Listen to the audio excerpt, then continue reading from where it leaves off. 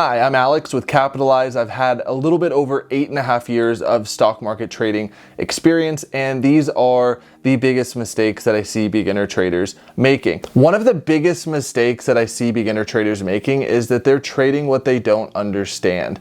And oftentimes that can result in a massive loss because they don't have a good understanding of how the particular stock moves or how the company works. And how do you avoid that? Well, my advice would be to pick 2 to 4 really good, solid companies to study, watch the market movement on those particular stocks, and really get an understanding of the average price movement of that particular stock and how it's going to move on a daily basis. I've traded Tesla probably 70 to 80% of my career over the last 8 years, and the reason I've done that is because it works, and that's what works for me. And that would be some of the best advice that I could give, would be to stick to what is working and stick to what you understand. Of course, there may always be a change in your strategy where you can then jump into something else, but I see beginner traders often jumping into a different stock every single day, and they don't ever really gain an understanding of how that particular stock moves, and they don't stick to trading just a couple different stocks every day. So I think especially starting out, you really want to just focus on getting a good understanding of how 2 to 4 particular stocks move on a daily basis. And then you could really just keep an eye on those couple to 4 different stocks every single day, and then it's going to help you identify better setups because you're going to have an understanding of how that particular stock moves on a daily basis. The next thing that I see beginner traders making mistakes doing all the time is that they're going against the trend.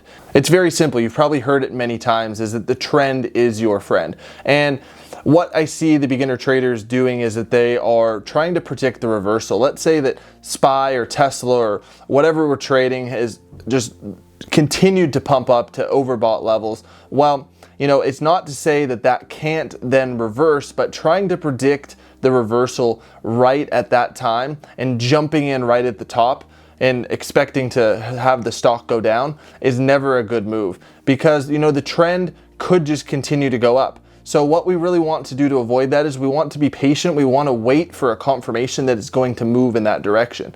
Successful traders don't just jump in with the fear of missing out, that they're going to miss the move. What we're focused on is we're just trying to get a piece of the move. We're never trying to get the entire move. So going against the trend is something that I see happening all the time. And that's not to say that just because something is going in a specific trend that it's not going to change patterns and start to move the opposite direction. But we really want to be patient and wait and make sure that what we think that the market is going to do is actually going to happen. There's no reason to jump in too early and have that fear that we're going to miss out on the move. Because the worst thing that can happen is we did miss out on that, but at least we didn't have a loss jumping in, trying to predict something too early. So I would highly advise being patient and really just trying to see if something is going to stick to the particular trend, or at least waiting to see if we're going to get a confirmation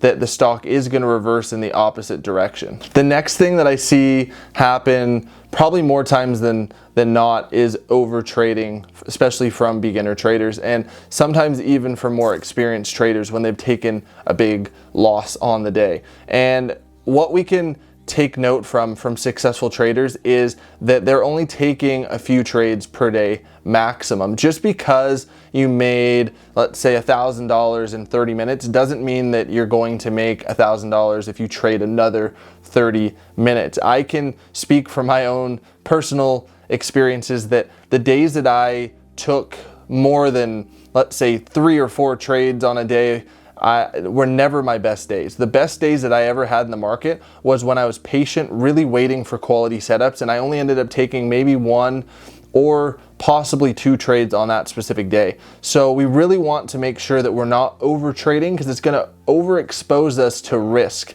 in the market, and that's only going to lead to bigger losses over time. The last thing I want to talk about in this video, and a really big one that I see beginner traders making mistakes with is letting their losses run. And that all comes back to having a plan. And that involves having a strict plan as far as what our exit strategy is. So are we going to have a stop loss? Is that going to be a hard stop loss where we physically put in a stop loss at what we want to exit at if things don't go our way? Or are we going to have a mental stop loss? But we need to be able to have a plan.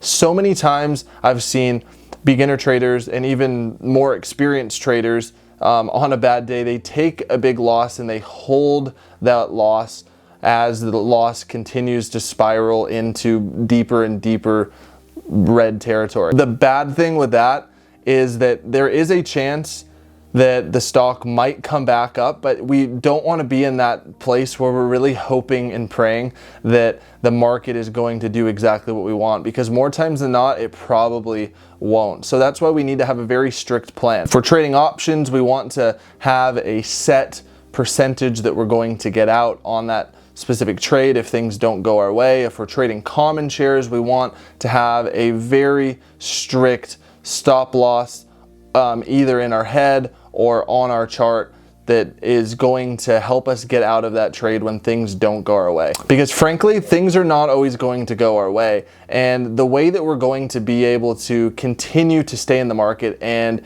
develop to be a successful trader is by not taking bigger losses. If we don't have a strict strategy and a plan on that, we could end up blowing our entire account. We could take losses that are more than what we gained in the past week, month, days, whatever it is. We have to have a plan to be able to make sure that we can exit when things do not go our way. So we don't want to let those losses run. As tempting as it is, there's a high chance that if you don't stick to your plan, that one of those days the market is going to recover, and that's going to put us into the mindset that that's going to happen all the time and that we're invincible in the market.